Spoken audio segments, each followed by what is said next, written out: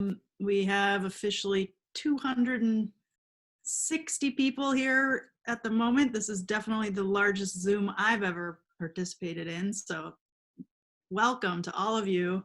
And thank you so much for joining us. Yeah, I'm excited to have you. I think we're gonna keep the Zoom open for a few more minutes while more people join on, and gonna probably lock it about 10 to 15 minutes past the hour. We've had some traumatic Zoom bombing episodes lately, so we're gonna do our best to make sure this is a very safe space for all of you. So welcome everyone to Narrative Medicine Rounds, our first ever virtual rounds. Very strange and exciting, and definitely allows us to accommodate more people, which is the fun part. So to those of you who are new to a couple brief words about who we are and what we do before I pass it on to my colleagues and to our guest, Liana. Narrative Medicine, we are a program at Columbia University where we do all kinds of things, but all of the things we do are focused in and around storytelling and creativity and teaching and thinking about ways that stories can be taught and can be understood and can be of use to people primarily who work in healthcare. It's always so hard to give a brief elevator speech, but that's the briefest elevator speech. And Narrative Medicine Rounds is our monthly speaker series where we invite all kinds of people who work at the intersection of medicine and creativity very broadly. I invited Liana Finck because I love her work, and I was first introduced to her work through her book, Passing for Human, which I really felt had a lot to teach our community about how we might tell stories in other ways, how we might tell stories without language, and also what art and what creativity can do for each of us in a very deep sort of self-making way. So that was why and how I invited Liana, and I'm so excited that she said yes and brought all of you to us. So just some brief logistics about what we're gonna do today. First, just bear with us because this is new. We've never done rounds like this before. I think we have a really fun program lined up, and hopefully there will be no glitches in our plan, but you know, this is new, so just bear with us and as we move through what we have planned for you. We do these narrative medicine rounds every month, usually the first Wednesday of the month from 5 to 7. Usually we do them at Columbia University Medical Center. Obviously now we're online, so stay tuned. We don't really know what's gonna happen in the future, but we will be continuing to do more of these. If any of you wanna keep knowing about them, you can follow us on our social media channels. We also currently, in the current world crisis, we have a lot of new programs and offerings going on, including live sessions where we read and write together on Zoom. We also have a book club that's going on. Anyway, if you're interested in any of our other programs, you can find us easily online. We also have a blog where we're keeping track of all this stuff, which is at narrativemedicine.blog, which is pretty easy to remember.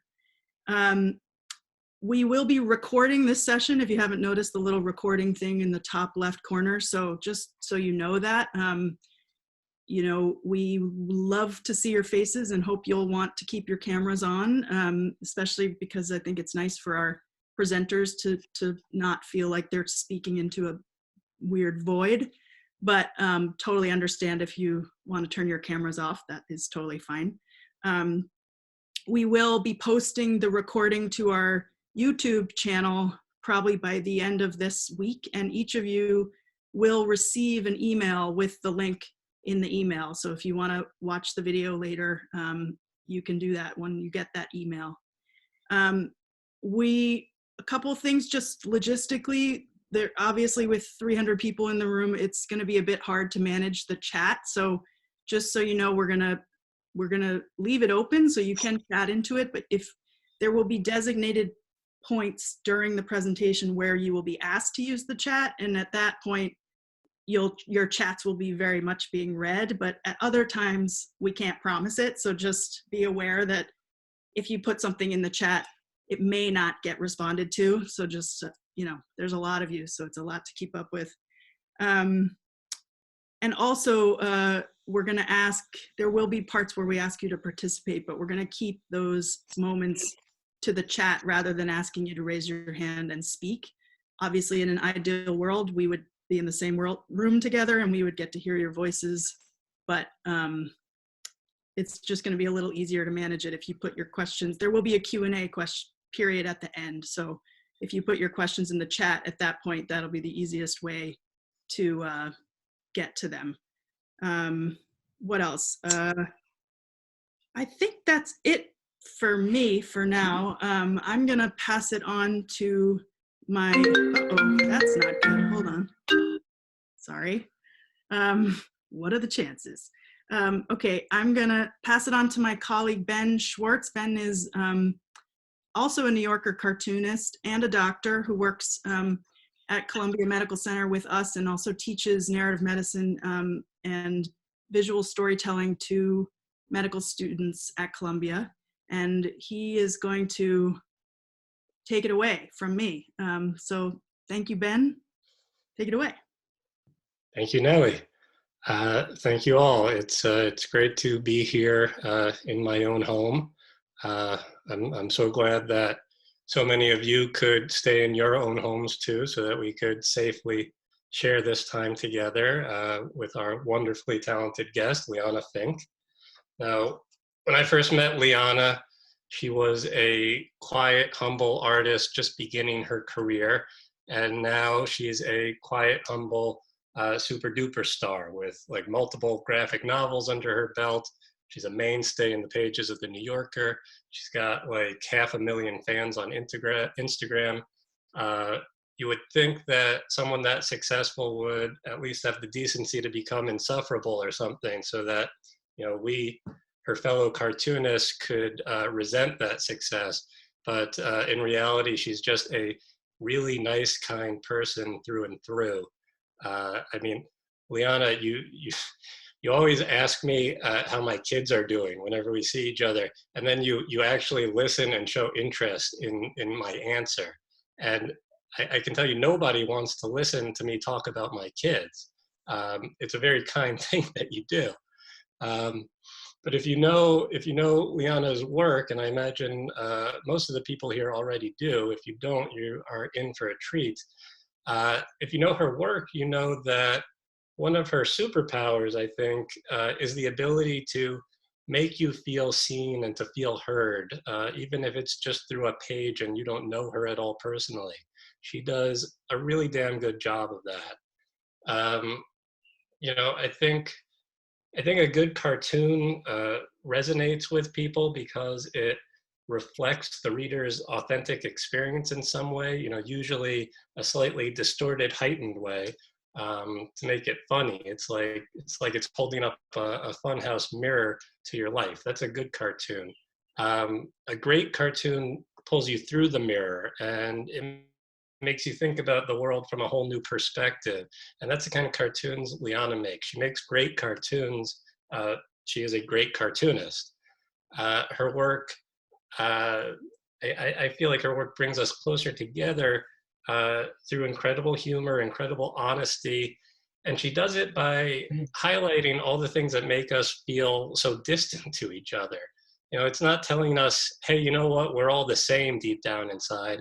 It's telling us we all have something in common, that we are all different, we're all a little unknowable.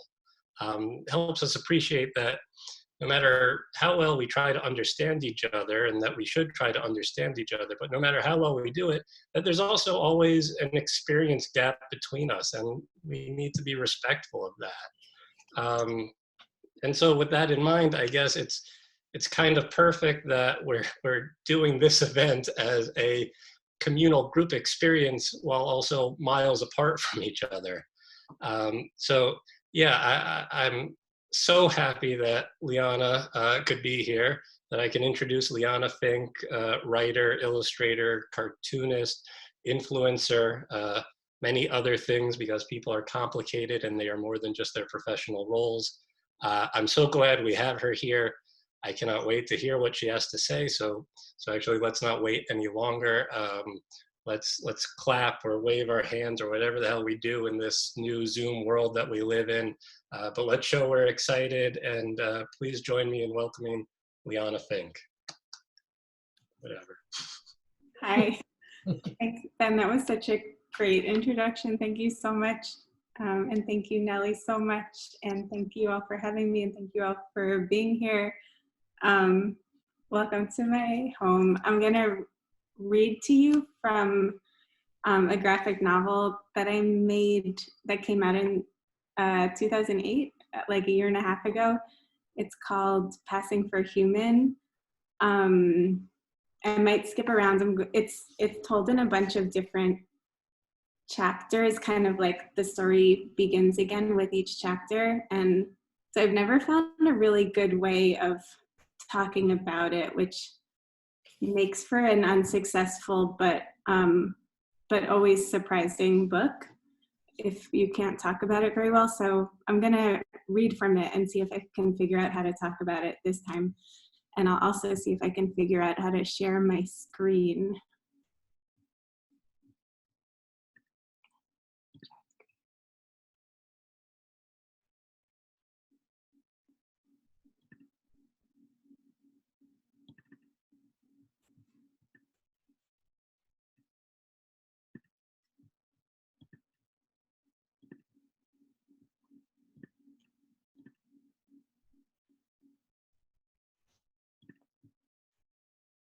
How's this? Do you all, well, I don't even know. Can anyone give me verbal feedback that you can see? Yes, looks good. It's great. All right. It's Okay, great. reading. I'll just read and you can read along with me. Wow. Passing for human. Once upon a time, I lost something. Let's call it my shadow. And shout if I'm boring or whatever, or if the sound disappears. Prologue. What are you drawing? You. I'm trying to capture the expression in your eyes. When I look at them, I want to be a better person. I think you're my soulmate. Our heroine's fears unarticulated gnaw at her like rats. And that, can you see the arrow moving on my screen? Yes. That's cool. So I think there are many bad things about graphic novels, which maybe we won't go into today, but one of the very good things about graphic novels is you can make a metaphor real. Like, there's no difference between the metaphor of a rat and an actual rat, which is somehow it's different. It's even like less fanfare in a comic book than in prose even. It's just like, yeah, it's all the same imaginary, real. Now I'm turning the page. So he says, absent-mindedly turning coffee into decaf. What are you drawing? It started as a picture of you, but I didn't get the nose right or the hair. And then I thought maybe I can pretend I was just trying to draw an abstract shape, and voila. So I just, this is me. And I just made a scribble, which this is what prompted me to write this kind of autobiographical book about losing myself. There were about 10 years there where I knew that drawing was the only thing I wanted to do, but I was no longer able to draw. It was like whatever, like I was so cut off from whatever idea was in my head that I never knew whether I had drawn it or not. And so I just I would overwork things and I would draw over the same picture until it became a scribble. And I did this literally for 10 years. Don't take it personally. I'm always like this. I'm consumed by worry and I can't decide which lines are the right lines. And whatever I was drawing becomes a scribble. When I watch you draw, I get a glimpse of what it would be like if I could still draw the way I did as a kid. So she's falling in love with someone who she thinks is like her, but like who she should be, or like I should be. If I'd met you when I was younger, I bet I wouldn't have stopped drawing. But I can feel it coming back, she says, hopefully. I'm so happy we've been spending time together. You know, that feeling when you've been waiting for love all your life and you think that your whole life has stopped, like a fairy tale, and the minute love finds you, you'll be able to be yourself again. So am I, Leola, he says. That's me, my name, as he gets up out of his chair. I hope we can hang again soon. And he shoots a vanishing ray out of his finger and makes the cafe disappear. And then I think, here we go again. And then here I am turning into the bitchy feminist you know from Instagram, perhaps. I'm sorry to be so blunt, but, and he shouts, darkness descend. But we're a couple, right? Oh, of course, he says. So why do you keep disappearing? He hesitates. I can't tell you that. All I can ask is that you have faith in me. When will you come back? Will you come back? Oh, don't cry. Do you want a hug? Okay, there. I'll see you around. So I'm crying. This is like, I don't know, it's like the perfect like ghosting. It's this person who kind of shows you a little glimpse of who you wish you were and like offers you yourself back, but is also so totally uninterested in you. That's, I don't know, I feel like that's the essence of what it's like when someone doesn't love you.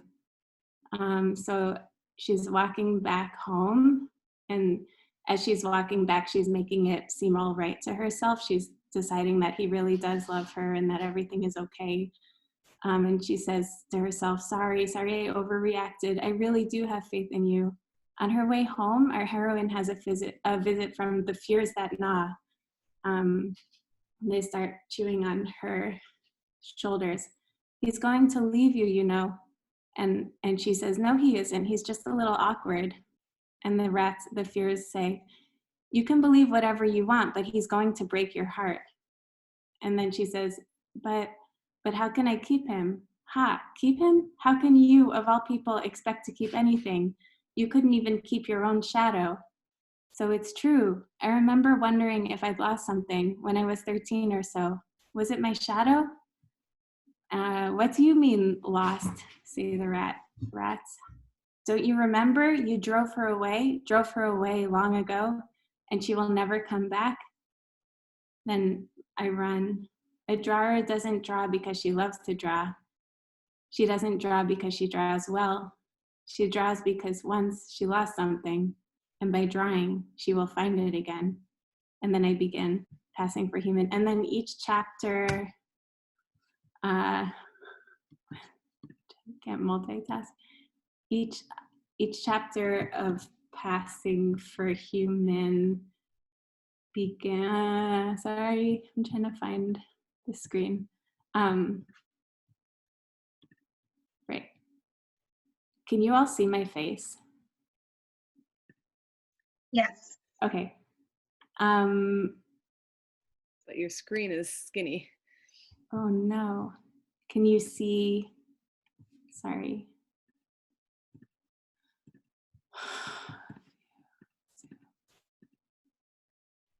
Anyway, I'll just keep talking.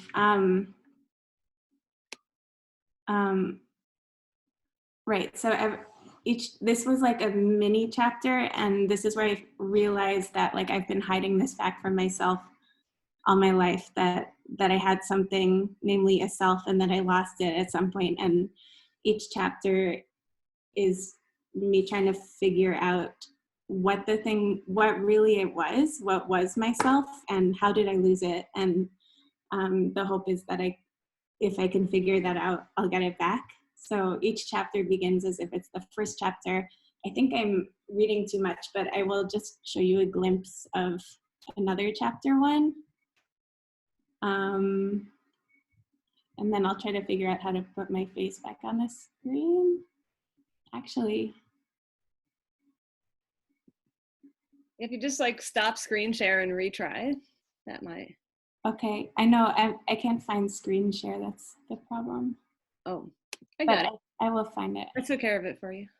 Thank you. Now your face is on, and then you can re-screen share. Thank you so much. I'm gonna re-screen share now. Screen share.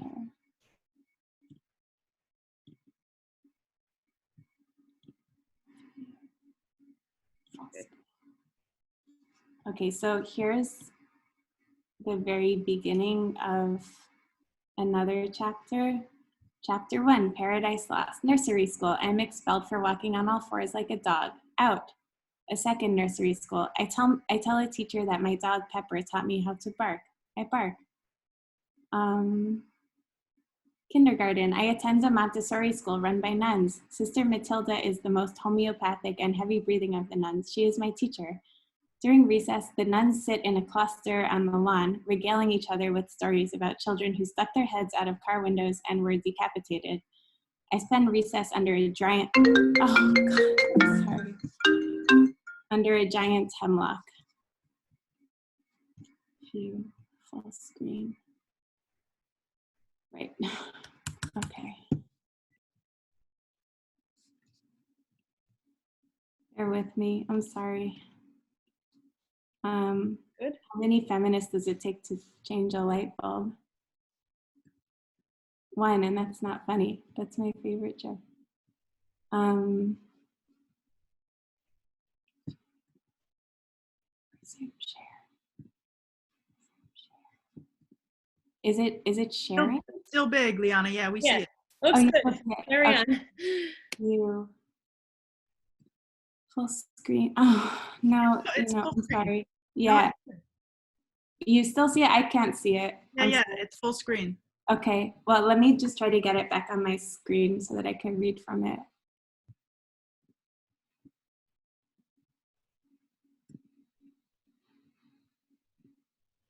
Okay, got it.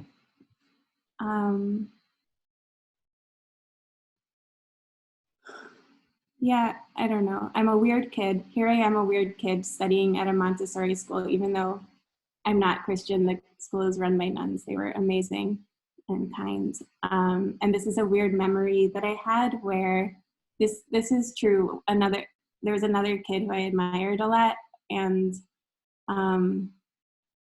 she found me sitting in a corner drawing, as I always did, and she offered to teach me a new word and asked me to write it down on the paper I was drawing on. And I was so touched that someone was paying attention to me, which was so not normal, that I wrote the word, which was a bad word. And then I got in trouble. And I think this was the first time that I realized that there was something off about, like, I think I always knew that if I actually did something that anyone would notice, it would be the wrong thing. But this was proof that, like, any other kid would have been suspicious of writing boner down when they were 5, but I wasn't suspicious, and I did it, and I got in trouble. And so it goes, like, we meet my shadow at some point.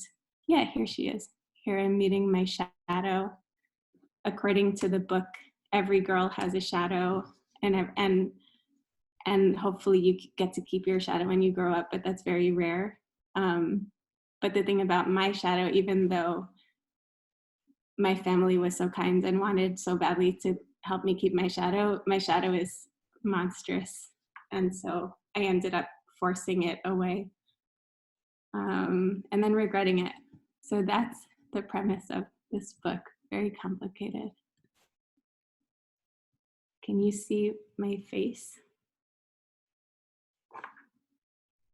Can you all see my face? Yeah, but we still see your screen. Oh no. You want me to stop your screen? I know how to unshare this screen. I'll Stop. help you. Oh, you got it. Okay, sorry. Thank you for sharing that, Liana. You're welcome. That really is. I mean, both of those sequences are powerful and funny and weird sequences from a powerful and funny and weird graphic novel that, if you haven't read it in the audience, I really urge you to check it out. I think we'll have some information where you can order it after this. you confirmed one of my suspicions as I read through the novel, that I kind of thought maybe Leola was just a little bit based on you, on your life. Yeah. Just Yeah, a hunch. I had my name in there, and my family asked me to change my name, which I'm not there. Maybe they thought that like if my name was different, no one can trace it back to them. So actually, that was one of the first questions that came to my mind as I was reading this, and I think just as one Jewish person to another Jewish person, the first thing that came to my mind is, what did your parents think of this? Especially because they're characters in this. I know. I think part of how, like the way I was so guileless as a kid and just wrote a bad word on paper and often did things thinking that it's totally fine and normal, and then realized that it's actually kind of a complicated thing with all these hidden social nuances is, yeah, I think there's never a good way to write about other people.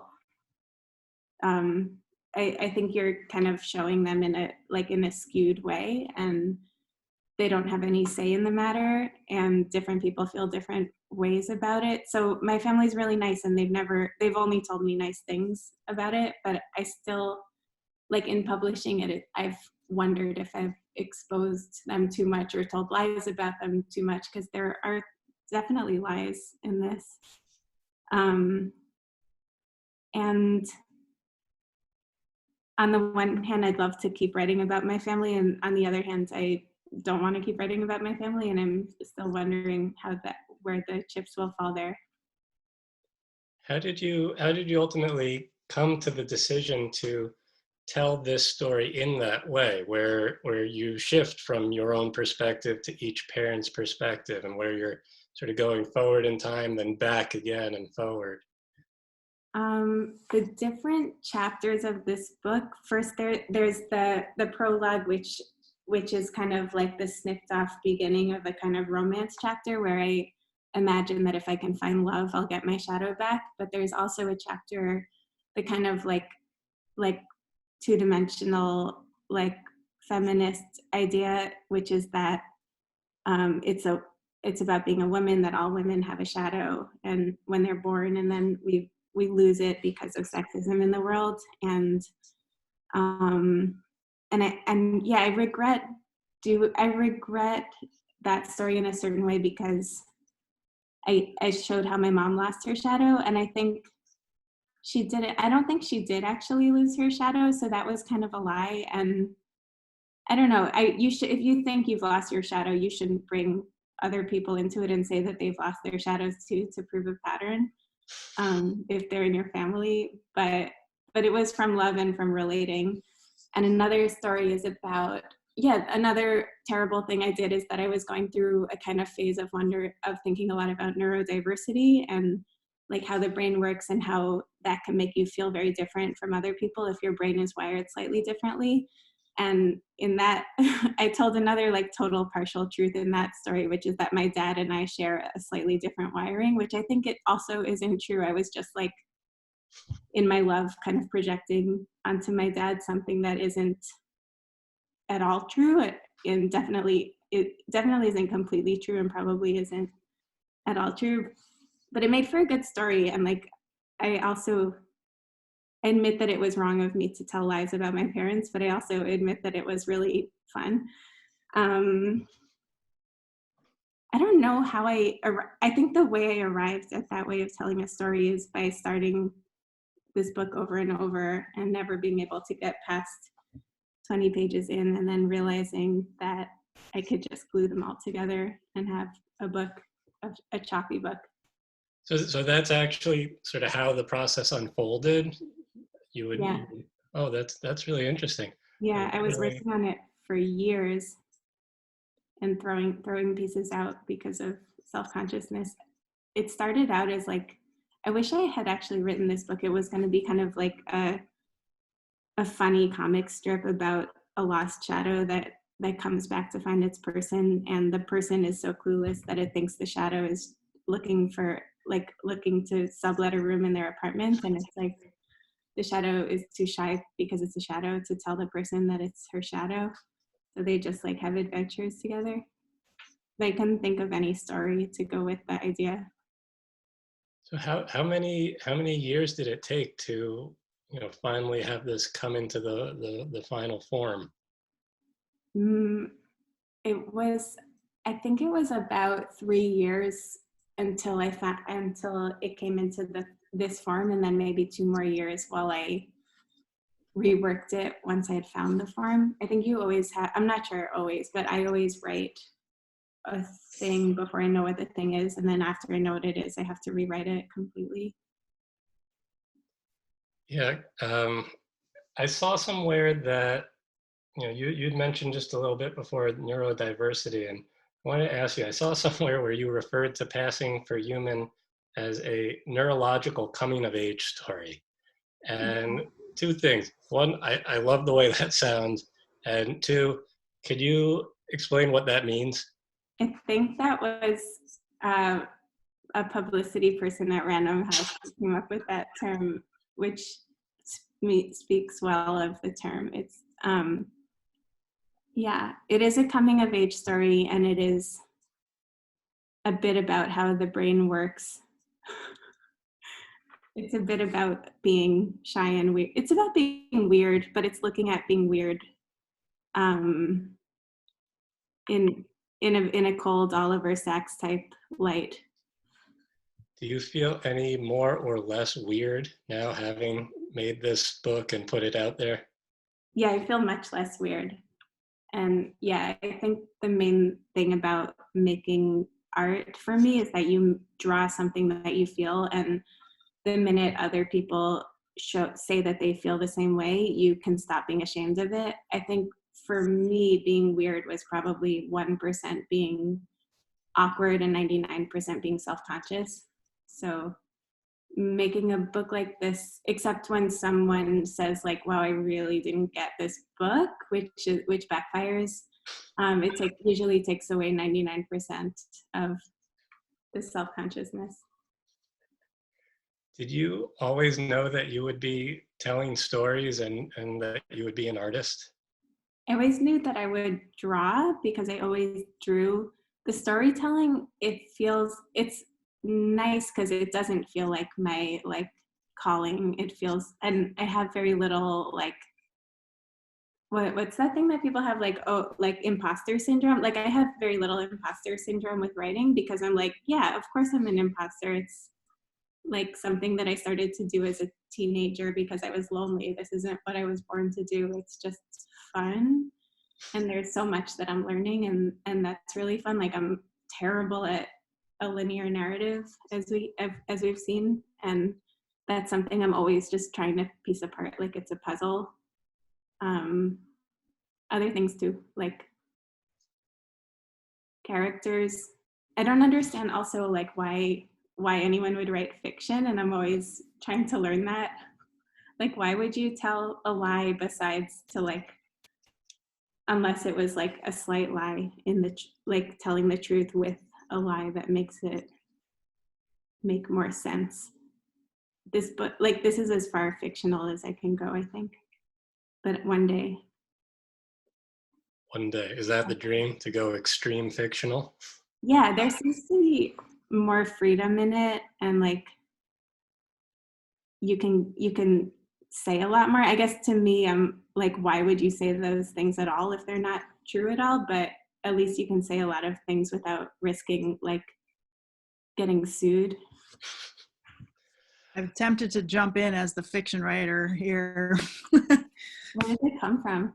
Well, no, just to say that anyway, I don't want to divert the conversation, but I think that the whole question of whether fiction is fiction a lie we could take a whole 2 hours to talk about that, right? Like, is it a dream? I mean, my thinking about fiction is that it's exactly what you already said you did in Passing for Human, and what I read in that book was that it's using, you're telling your own story, but using techniques of fiction, right? Yeah. Like you said, in order to. So anyway, I'm sorry. is the reason for making it fiction instead of totally true the fear of hurting feelings and the fear of getting sued? Because those are like the reasons I feel from the inside. I love reading fiction, but I read it as if it's true. But I think it is. I mean, I think that, what does that mean, that word true, right? I mean, I think it is true. Of course it's true. It's expressing true things about the world and about experience. Even if you're writing science fiction, you're writing about a completely insane, doesn't exist world, you're attempting to show something true about the world that we live in, because otherwise no one would want to read it. But why make up a new character? Because it's fun, just like you said. And because you can't express it in other ways. I mean, I think, you know, for you, drawing maybe is the thing that allows you to express stuff in other ways. But for me, it would be fiction. I can't draw, but I could maybe write something in fiction that might express the thing that I want to express. Okay, I'm going to stop talking because I don't want to dominate. I think we shouldn't also overlook all the merchandising opportunities that we have by creating characters from whole cloth. If you read the comments, though, there's a lot of interesting responses to this. Definitely a conversation that could go on for a long time and probably never come to a true resolution. Yeah, I mean, I guess I'm talking about it because I'm always wondering about it and I don't have the answer and I find it fascinating. But like, I think some people are born just like knowing that they love to tell fictional stories and loving to do it. And I'm more just like really fascinated by it and thinking like, why, like, where does this come from? What is this? How do you do it? So I want to shift gears for just a moment and ask, how does making something long form like this, a graphic novel, differ for you than the types of work that you do for Instagram and the New Yorker? It kind of like what I'm talking about with fiction. It's like, it's me trying to do something that doesn't come naturally and that makes no sense to me. Like, why would I disappear into this world that's not quite my world? It feels like drawing with the wrong hands to me. And why do I do it? I do it to figure out how it works, I think, like a tough math problem. And I also do it because I'm a workaholic and you can't work like even 8 hours a day on tiny Instagram cartoons. They take 1 second. So yeah, I think I just need a way, like a thing to do with my hands all day. And I like reading comics a lot. So I guess I make them because I like to read them. I used to always want to write fiction. I used to want to always write fiction or nonfiction. And I think I do comics because I was a little bit savvy coming out of college and I thought I will never be able to jump into publishing out of art school, but I might be able to jump into graphic novels. And that's another question I have. Like, I don't know if I love drawing comics. I think I do love telling stories and I think it's so fascinating and strange. And writing things down and figuring things out that way. And comics are very slow and very annoying, and they're like a person you love or a person I love who I don't quite see eye to eye with, and just will never, like comics are slow. I'm fast, comics are slow. We're never gonna completely get each other, but I'm a loyal friend to comics and I'm always trying to figure it out and it's rewarding. So that's what comics are to me. Cartoons and Instagram drawings are more to me like actual writing, like they come out fat, like you have an idea and it's out. It's not like there's no fat that needs to be trimmed. And I understand that you have a selection of some of these Instagram cartoons from your other amazing book that's out now called Excuse Me, that you are going to share with us. Yes, let's do that. Thank you.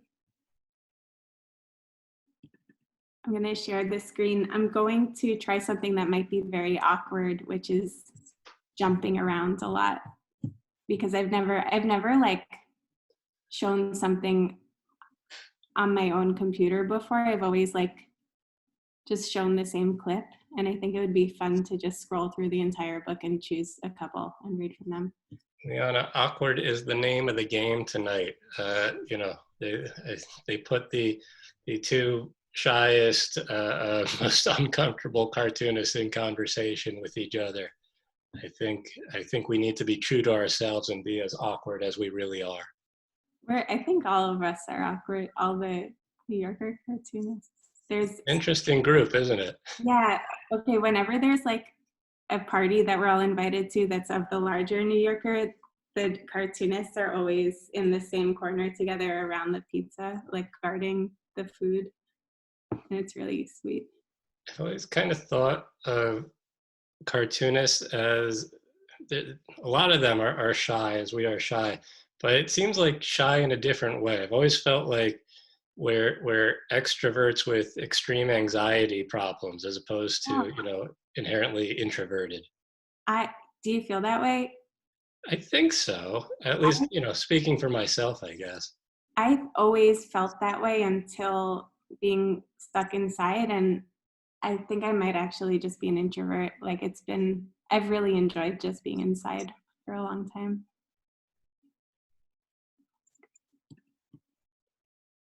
We're looking at love and dating. Yeah, so here's this book also. I do work better in chunks.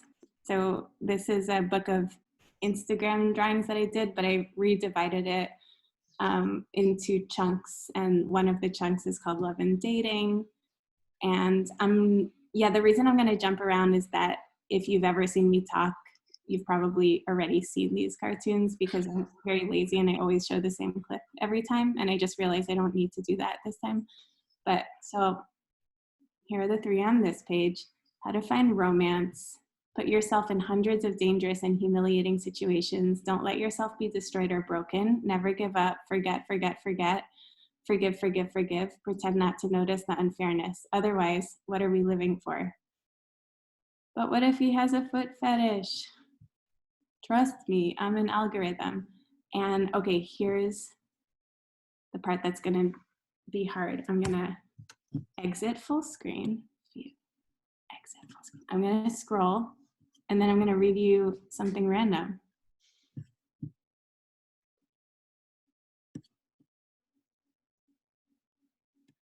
Here, this is also from Love and Dating. Can you still see this, or is it tiny? I can see it.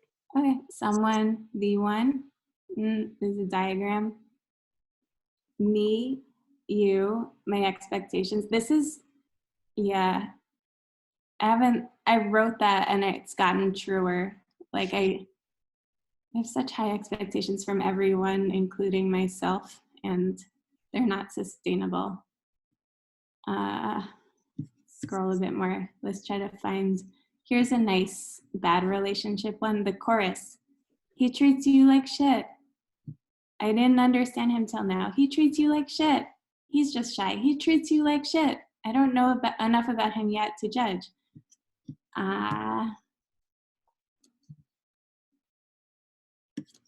Then there's like, I did more about like general feminism that isn't about being a woman who dates men. And here's one of those. Great women of history. And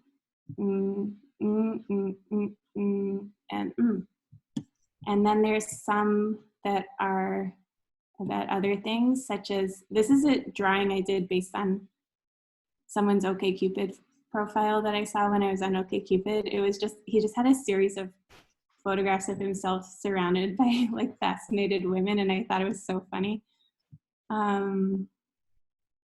This is about internet trolls. This is like the worst beginning to a DM you could ever get when you can't read more. I don't know if you'll ever read this message, and like, you can't not click it. You either get a really lovely message, like, I really love your work, it has meant so much to me over the years, or I've actually never, not asking for one, but I've never gotten a dick pic in my life. So that's fiction. And you're a sorry excuse for a human being and you deserve to rot in hell, which I've actually gotten a number of these with this beginning, and it's so jarring. oh, I don't know, this was from the Trump times. I think we don't need to talk about the 2016 election right now because this is arguably even worse. This is about animals. Bingo was his name-o. Here, this is about art. Oh, more second wave feminism anger. I haven't been to the new MoMA, but I really hated the last iteration of MoMA. I think it encouraged huge crowds and people treating it like a shopping mall, and it made me so sad because I love the art so much. So this was a portrait of MoMA. There's like, says like these people shouldn't have shopping mall crowds around them. They should be respected in a different way. Cézanne tortured soul. Matisse sang with perfect pitch to a tone-deaf world. Van Gogh driven to suicide by the cruelty of bourgeois society. And like here are all these people like buying all this Van Gogh merchandise. It's so gross. Then Lee Krasner, the one woman afterthought. Let's try to find one about loneliness or something. There's more about, there's a lot about something I don't really miss, which is weird interactions in public. This is just a series of people saying, excuse me, when they really don't need to bother you at all and asking you questions, probably because you're like a friendly looking lady and you remind them of their mommy or something. Here's someone saying, excuse me, so she can cut you in line. This happens. This is about how much I hate repetitive noises and motions, even if it's a butterfly. I'll read you two more and then I'll stop this.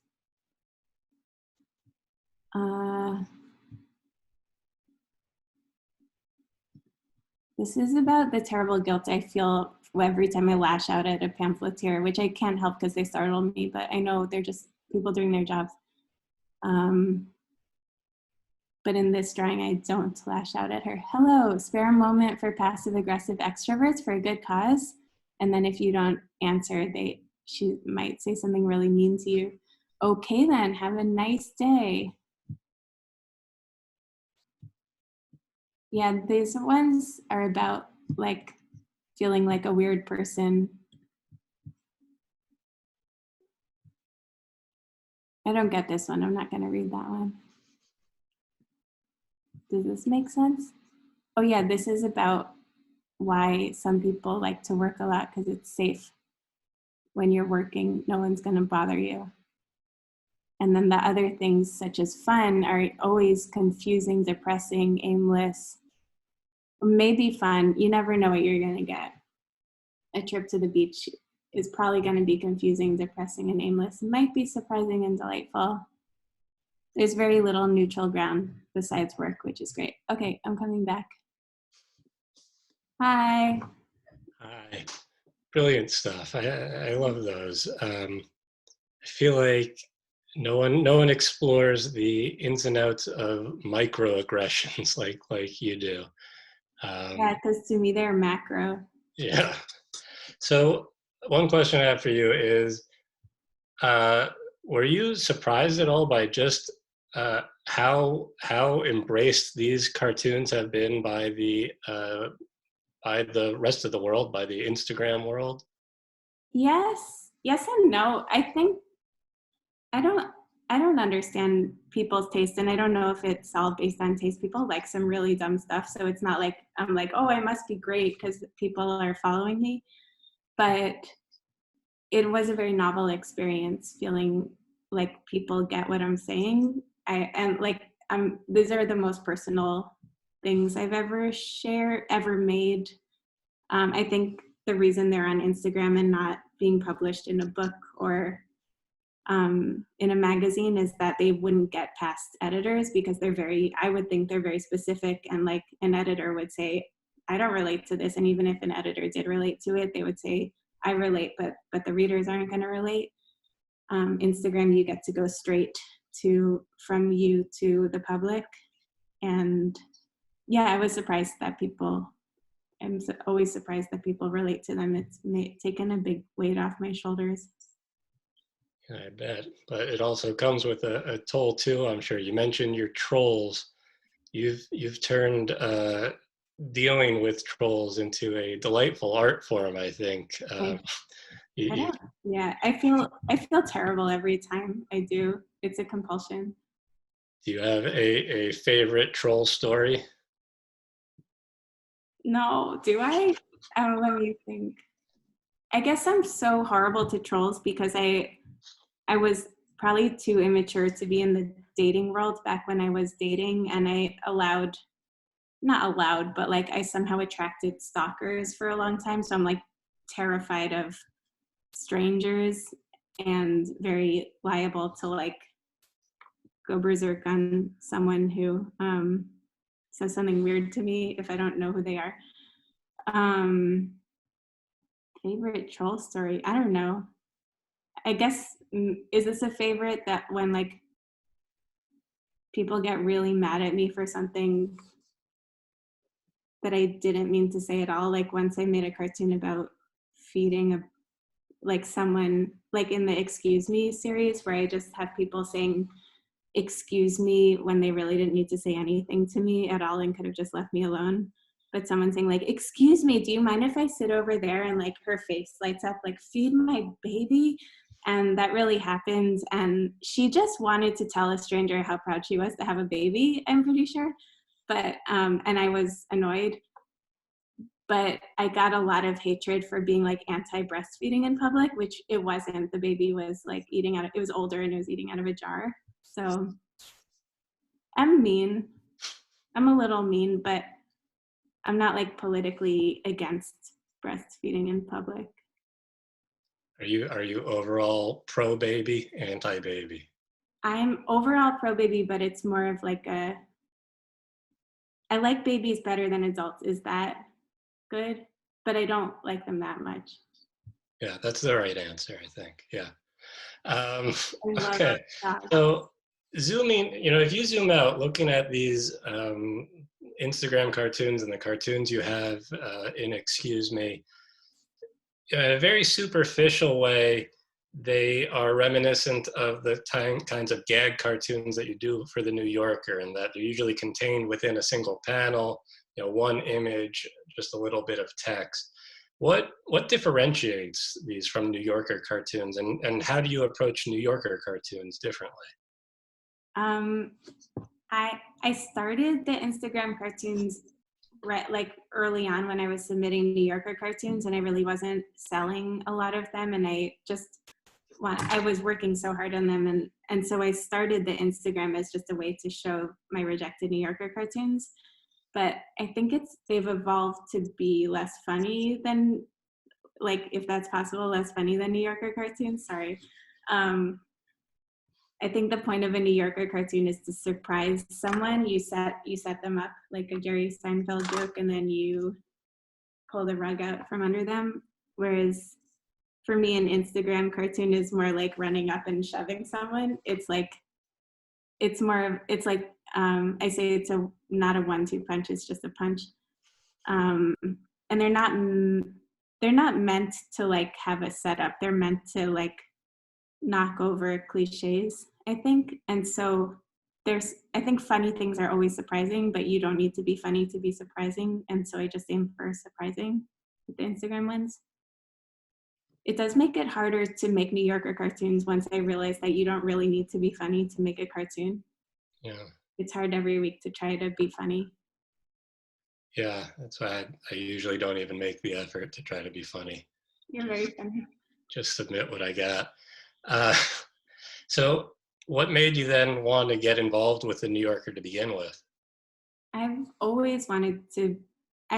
We started getting the New Yorker when I was like an early teenager, so that's when I knew about it from that point. And I didn't actually read the cartoons at first. Roz Chast was doing the back page when I was a teenager, and I loved those. And I also loved the covers, and I admired the cartoons a lot, but I didn't think I'm not like that kind of a neat, like joke writer kind of person, and I couldn't see myself doing that. But I tried to teach myself how to do that because I really wanted to be in the New Yorker, and I noticed that there are more cartoons than covers. And along the way I learned to love it. I read Bob Mankoff's book, The Naked Cartoonist, and that's really, I think that's how I learned the form. Yeah, we mentioned before, the nice community of New Yorker cartoonists too.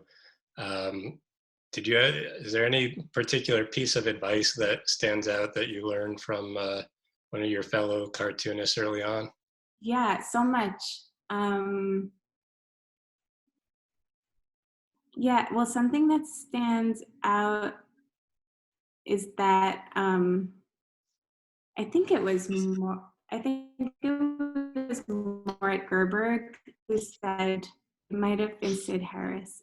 One of them said, you need to like guide the reader through reading the cartoon. It needs to be really quick. You need to pull the eye, however you do it, towards the main thing they need to see, whether it, like if there are two people and one is talking, the eye needs to go first to the person who's talking. You need to open their mouth enough that you can see that they're talking. Just don't think of your audience as like a scholar who's going to sit with the cartoon for an hour figuring everything out. You need to guide them through it. And I think I started around the same time as Charlie Henkin, another cartoonist, and he's like very studious about it. And he said that you need to, and I think this is also from Bob Mankoff, but you need to set people up with a picture and then surprise them with the caption. Like the first thing they see needs to be the setup and the surprise needs to be after. And if you want the caption to be the setup and the picture to be the surprise, then you need to put the caption on top. And I still do that. I don't know if you really need to do that, but I still do that. What are some things you can give as advice that you've heard or that you found out? Two pieces of advice that stuck with me very early on. One was from Robert Layton, who's a great cartoonist and a great guy, who just he was mentioning just in a conversation about his approach to cartooning that he's always trying to capture the moment in his image right in between when something absurd has happened, but before everyone else in the scene can really truly react to it. And I always found that very helpful, especially because when I was starting early on, my stylistic tendencies were to go sort of over the top with the character acting and the expressions, because a lot of the cartoons I really liked as a kid were more humor animated type cartoons. So I always thought that was I would always come back to that in my mind to keep things a little more restrained. And then David Cypress, another brilliant cartoonist, gave me great advice early on, which was just you should keep resubmitting cartoons that you think are good. For people who don't know the process, we submit these batches of cartoons every week, around 10 or so cartoons. And you're hoping that our editor will choose one of them, but that leaves 9 rejected. And I don't know, I find cartoonists have different levels of superstition of like, oh, I can't send this one again, they've already seen it. But it turns out that they see a lot of cartoons. They can't take them all every week, and if you think one is good, might as well keep going with it. Have you ever accidentally sold the same cartoon twice and then not been able to sell it the second time? I've never gotten to the point where I've submitted it. I've gotten to the point where I've drawn up a cartoon, very happy with this idea that came to me very easily. It wasn't a struggle. And then as I'm like putting the actual files together to email our editor, I realize, oh my God, I did this. I did this before. And as I get older and more senile, sometimes I realize like I did this before like 3 weeks ago. Yeah, I'm there. I accidentally almost sold a Gary Larson cartoon the other week and it didn't sell. Like I redrew it. I don't know if I'd actually seen it or if it was just like great minds, but I'd probably seen it. Do you ever have an idea that comes to you so easily that you kind of search it out to make sure you're not like, it's Yeah. not in your subconscious from seeing it somewhere else? Yeah, I used to look on the cartoonbank.com. They have like a full record of all New Yorker cartoons, and it's not comprehensive anymore. So I just Google and hope for the best. And I don't think Googling is the most thorough way to do it. Do you Google? I used to, and at some point it's never quite satisfying because you Google, but it's not like you're going to get a definitive answer unless it happens to be, a positive that, yes, there's this thing that came up right away. And sometimes you get like a maybe, and then like you see a t-shirt. I had like a zombie toilet paper idea when people were hoarding toilet paper. And I think there was like some kind of a t-shirt that was like kind of like that. And then I didn't submit it, but maybe I could have, I don't know. Yeah, at this point, I kind of try, unless it feels like too obvious to me, I kind of just rely on the editors to tell me if, this has already been done. Yeah. Do you submit 10 every week? These days, I try to submit 10, but it's usually like half new ideas and half resubmits. Yeah. How about you? I've been submitting 10, but I've noticed that there are always some like this week I submitted one that had total typo, like it was just full of typos and the caption made no sense. And then I was like, should I fix it and email it in again? And then I was like, wait, that one was just filler. That was a really bad cartoon that I just put in to make 10 anyway. So it won't make sense even if I fix it. So maybe 10 is too much. I don't know. Do they ever take the one that you put in as like, oh, this is just filler, this will never go? Yeah, but they won't take this one. This one is really bad. Have you ever had a cartoon in the Caption contest? No. Have you? You have. I have, but that was my really graceful transition to bring up the fact that we have a very special treat for our audience today. Which is Liana has been kind enough to contribute a cartoon without a caption for us as a group to do a group caption contest for. If you're not familiar, in the back page of every issue of the New Yorker, there is a cartoon that doesn't have a caption. Readers submit their ideas. So I guess Liana, you'll share the cartoon on your screen, and then if you have ideas in the audience, put your caption idea in the chat, and we'll pick out a few. Liana, maybe you'll choose a winner. The winner gets the prize of nothing, absolutely nothing. But you get to say you were chosen by Liana Finck as winning the first official narrative medicine virtual rounds caption contest, and that's something. That's something. So you want to put it up? Yeah, I'm putting it up.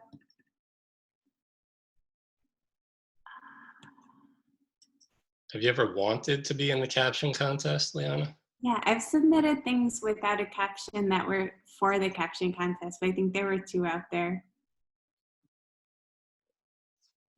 Have you ever entered the caption contest? I've never entered the caption contest. I've contributed a handful of cartoons for it, but I find it to be incredibly difficult to actually try to do it. Yeah, me too. I'm better now than I was before I started making cartoons. I think it's an art. Oh yeah, are we going to talk about the art of it? I think we've talked enough about like how cartoons are made. Like you want the cartoon is the setup, and then the caption might be a surprise. Like you don't laugh till you read the caption. Maybe that's my advice to everyone who's about to do this contest. Yeah, we can talk through it too a little while we put it up and give people a chance to think about it. There it is. Can you all see it? Let me see. I see a whale in a cafe. Yeah, it's a whale. It's sitting on many tables, and it's I guess it's the maybe the cafe's owner saying to a waitress or vice versa something. This is the one talking. He's very angry. So, Liana, you've already given maybe the number one piece of advice when it comes to winning a caption contest, which is correctly identifying who is speaking. Yes. And a lot of entries every week where people put the caption in the mouth of someone who is not talking in the cartoon. Yeah, that should be easy to, if someone does it really, I'll say this, if you give a really good caption coming from someone else, we can pretend that that person's talking. Very generous, very generous. So it's a ridiculous thing about being a cartoonist, which is that you've come up with this completely outlandish, one-of-a-kind scene of a whale in a coffee shop. I have also drawn a cartoon of a whale in a coffee shop. You have? Yes. What was the would it mess things up now if you told us the caption? No, it won't be funny because describing these cartoons is never funny, and it's marginally funny to begin with. But my cartoon was it's Captain Ahab in a coffee shop talking to someone else, and standing behind him is a pissed off white whale, and Ahab is saying to his friend, "He's right behind me, isn't he?" just been gossiping or ranting about this guy and caught in the act. I've seen that one. That was in the New Yorker, right? It was. That's a great. How do you feel when your cartoon is in the caption contest and it gets a new caption? It's kind of fun. So, for people that don't know, the cartoons that typically appear in the pages of the New Yorker in the caption contest are cartoons that the editors liked, but only kinda. They liked the image, they liked the scene that was suggested, but they had captions originally and they pulled them off. They say, we like what you've drawn here, but we're going to let the rest of the people figure out what it should be. And at least in my experience, they're usually right to say that this was kind of a not fully formed idea, but maybe there's something in the picture. And then it's kind of fun to see whether people go in a totally different direction, or like half the time they come up with my original caption or some slight variant of it anyway. So can start reading some of these that are coming in. Yeah, I'm reading them. We got Derek M says, actually he's not blue. Juan Carlos Claro says she's waiting for her date, a guy named Ahab. Like that. That seems like it might be too similar to one that's already been published. We'll allow it.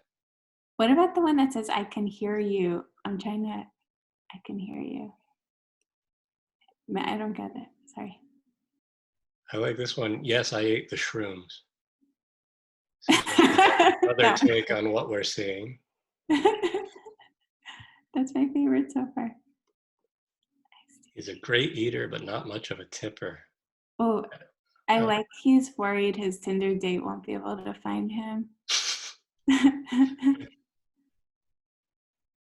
I like 30 feet between tables. I like no need to worry about social distancing here. I like the elephant left the room a lot. That's like, it makes enough sense, but not so much sense that it only means one thing. Sounds like that's a contender, a potential winner here.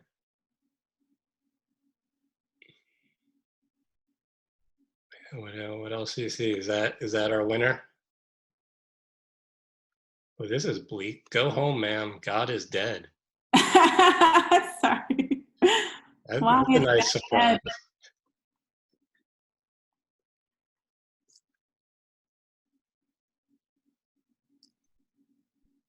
Great stuff. All right, Liana, choose your winner. Okay, I'm still reading them all. Do I need to read all of them, or should I just? No, this is not a fair contest. It's okay. Wait, what were the contestants again? I remember the elephant in the room. I remember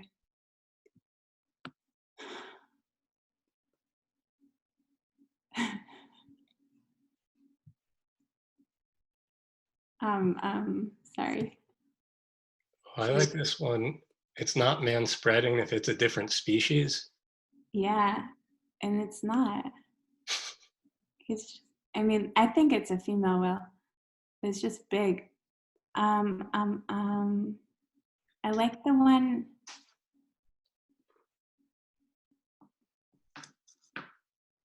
There was one I really liked and I can't remember it. So let's say the elephant has left the room. The elephant left the room. What was, there was one that we said before that was really good. You know what? I think you're all winners. You're all winners here, right? I will read them all after. And I'm gonna come back as a human. Do you want to hear the real caption? Yes, absolutely. Okay, I'll share it. It's the big reveal.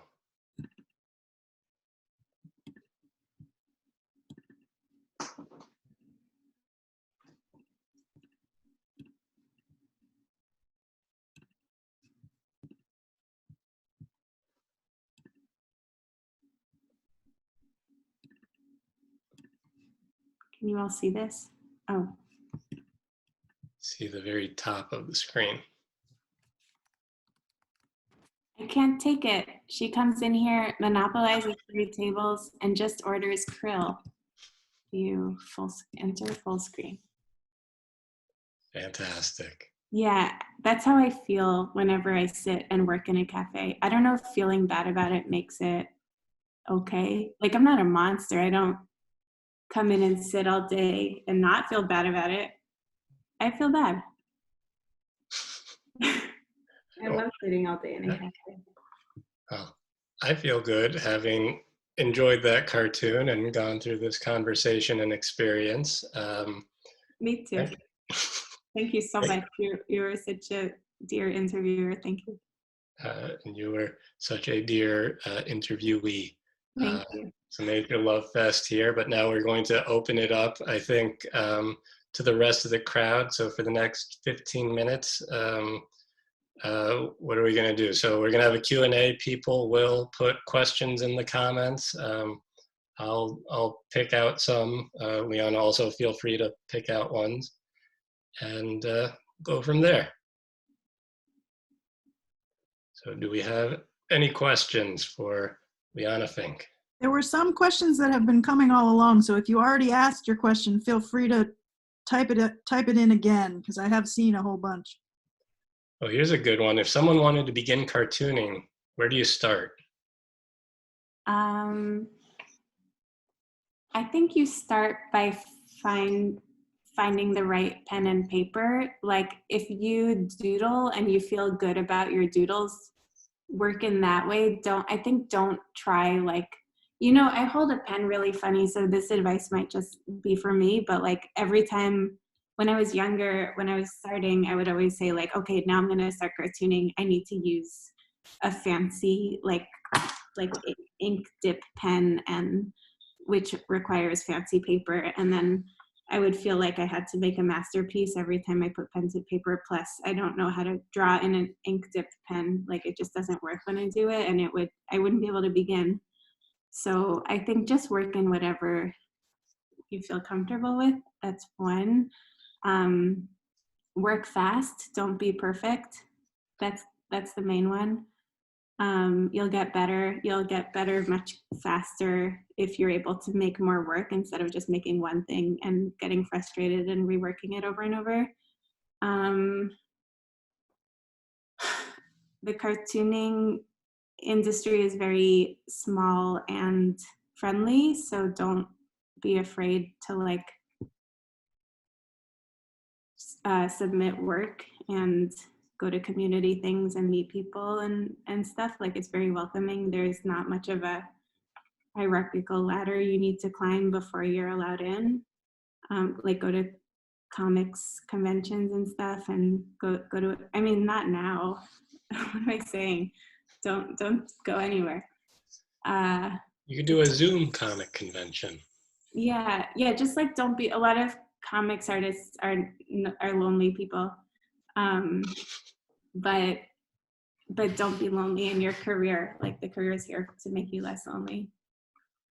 So that actually segues to, I think, there's a lot of great questions here actually, but wait, it keeps moving, it keeps getting bumped up. I'm gonna find it. I saw one for your paper and pen. I use a Muji 0.38 gel pen and 0.38 and for glossy, slightly glossy printer paper, bright white printer paper from Staples, although it doesn't matter. Lately, I've been using an old iPad and an iPad pencil and Procreate, the, what's it called? Not an app, the program on the iPad. All right. So Swati asked, do you feel drawing cartoons works as a tool for self-care? Yes, absolutely. I think for me, I draw the things for Instagram because they're things that I'm obsessing over, and I'm obsessing over them in a way that keeps me from even seeing them. Like they're going round and round in my head and I'm not even laying them out for what they really are. And I found that if you can lay something out and see what it really is, you can stop obsessing over it. And the icing on the cake is that on Instagram, when I post things, other people see them too. And that's also very soothing for me. Sometimes not, but just drawing it is so great. It like makes me able to move instead of spiraling. Do you dream in cartoons? No, although I think all dreams are kind of cartoons. That's a good answer. Yeah. That's really wise. Yeah. Oh, this is a very important question. Have you found your shadow? I've found my shadow, but I've lost my memory. So what does that say? I don't know. I had a really good memory when I was young, and there's nothing anymore. I think my shadow really was the ability to kind of draw and kind of connect and know what I was thinking. I think that's what you lose when you're a depressed teenager and 20 something. And if you're lucky enough to come out of that, then you find it again. But yeah, I did not come out unscathed. Time is weird. Certainly is. Weston Baxter asks, how many iterations do you go through to get a cartoon right? For Instagram, none. I mean, one, unless it depends. If an idea is complicated, which it usually isn't when I'm putting it on Instagram, or if I'm depressed and having trouble like understanding my own thoughts, then I can spend a long time with something. With the New Yorker cartoons, I usually I spend a whole day coming up with ideas, and then I choose only the clearest ideas to make into cartoons, and they come right away. But if I didn't have time to spend a day coming up with ideas, then each idea I have needs to be worked on, like, I don't know, maybe 10 rounds of figuring it out. And for a comic, constant revising, constant rewriting. How structured is your work week in terms of like, this is the day I'm going to come up with ideas, this is a drawing day, things like that?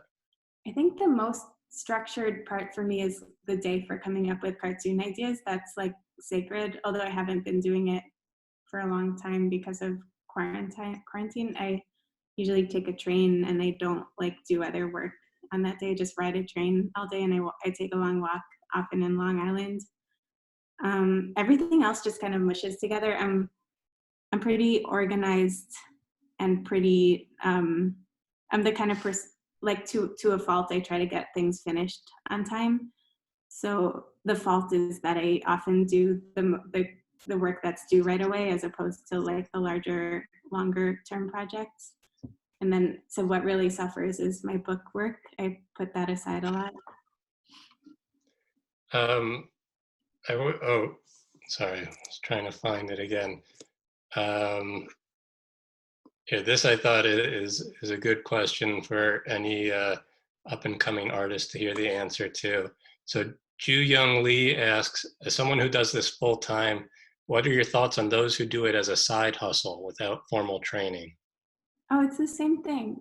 It's completely the same. I think there's, especially with cartoons, like it's so nice to be in a field where we're not pressed hard to get an MFA or something. Like with writers are really encouraged to go to grad school for it. Fine artists are also, but cartoonists are not. And there's no difference between someone who has a day job and cartoons and someone who cartoons full-time, except that the person who cartoons full-time, I don't know, hustles a lot more. And the trade-off is they get more time to cartoon, but also they have to cartoon less purely, maybe do a lot of advertising work and say yes to a lot of things that someone with a day job wouldn't have to say yes to, that they don't necessarily want to do to make money. But yeah, I know people in both camps, and I'm not sure. I didn't consciously choose to not have a day job, and I'm not sure I would turn down a day job if it came to me right now. What would you be doing if you weren't cartooning? After college, I was pursuing a career as a book cover designer, which is similar to like writing for me. It's something I'm not naturally great at, but like I really love it. I find it fascinating. Like, and I don't just like, I love design. I love like the stories you can tell without words. But yeah, that didn't happen, but I would like to be doing that. I think I have kind of the aptitude of an accountant or a scientist. So probably if I really weren't making art, I would be doing something methodical and thoughtful and quiet like that. Your father is a physician, right? Did you ever think about going down that path? Yeah, a lot. And I kind of wish I had. It would have been amazing. You didn't miss much. I think you did. I think you chose the right route for you. What advice would you give to someone trying to submit to the New Yorker for the first time? I think I've heard that on the website now there's a way, they have something called a submittable form, but I don't know about that. My advice would be to go on the website and find that. But I don't know, if you can't find it, you would email the editor and her assistant, Emma Allen and Colin Stokes, who both work at the New Yorker. You would introduce yourself, and before noon on Tuesday, you would send them a bunch of cartoons. You would do it, you don't need to do it every week, but relatively frequently would be good. You send it in PDF form. You keep the picture somewhat big on the page, a little bigger than an actual New Yorker cartoon. Don't worry about being bad. And also look up daily shouts, because there's a lot of room for making longer form cartoons that go on the New Yorker's website. There's also something called the daily cartoon, which is a single panel, more political cartoon that you would submit for every day, a new one every day. I don't know how to submit those, but I have a feeling the website would tell you how. But yeah, the general advice is don't be nervous. Just do it. Like, everyone's nervous. Even people who do it for a living are always nervous that we'll never sell another cartoon. Can I break it? Can I break in with a narrative medicine related question? There were a couple of questions that went by in the chat, one of which was about whether you know about graphic medicine, and there are a whole bunch of cartoonists who are working in the area of cartooning and medicine specifically. I'm curious if you know about that, and Ben would love to hear you talk about it too. And then also just, I don't have an agenda, but curious about, just to draw the link to narrative medicine, and I don't know if you have any, I think the talk about self-care is getting us close to maybe what, closer to sort of narrative medicine, but just love to hear you talk about generally making meaningful stories, which I think you have done over and over again, and how we might draw those connections, if that makes sense. Leave it very big and vague. One, I think Ben will have more to say about this than me, but a very specific thing I can say is that I do, like, in exploring different ways of thinking, using graphic novel format has been really interesting, because I think do think in pictures rather than, I don't know if anyone thinks in words versus pictures, but like for me, everything is a very concrete image, and it's been like kind of a scientific study for me to explore how images can be used interchangeably with words. And I think I do that more successfully in my Instagram drawings than in my comics, just because comics are so complicated, and Instagram drawings, like one diagram says everything. You're not telling a very long narrative. But I think it does get closer to how I think, and I am kind of exploring the way I think. And I think if people could try to write close to how they think, that would be a scientific exploration close to that would count as medicine. So that's what it is for me. I love that. And that really echoes with a lot of what we do when we do sessions where we ask people to read and write together. I do think in a way we're asking them to write as they think, because it's like fast automatic writing. So I love that. Thank you. That's great. I mean, it seems to me like one of the core ideas behind narrative medicine is simply this thought that through hearing stories and sharing stories, you can build empathy, right? That's something that can be developed. It's not just an inherent trait that you're born with, and then you're either an empathetic person or you're not. It's exactly the kind of work that Liana does that I think helps us understand. I mean, I guess I'm kind of repeating the stuff I was saying in the intro, but you give us a window into your own worldview, and that's comforting and it's challenging because we see all the ways that it's similar and all the ways that it's different. And when I look at your Instagram cartoons, Liana, part of the time I look at them and I laugh along with them because, oh man, I felt that frustration too. Half the time I go, wait, am I the asshole? Am I the person that you're talking about? And then, I think I divided it into halves. I should have started with thirds. The last third is, I never even thought about this at all. Like, this is a social interaction that I'm aware of that occurs, but it never even occurred to me that there's any emotional value, positive or negative, to what's going on.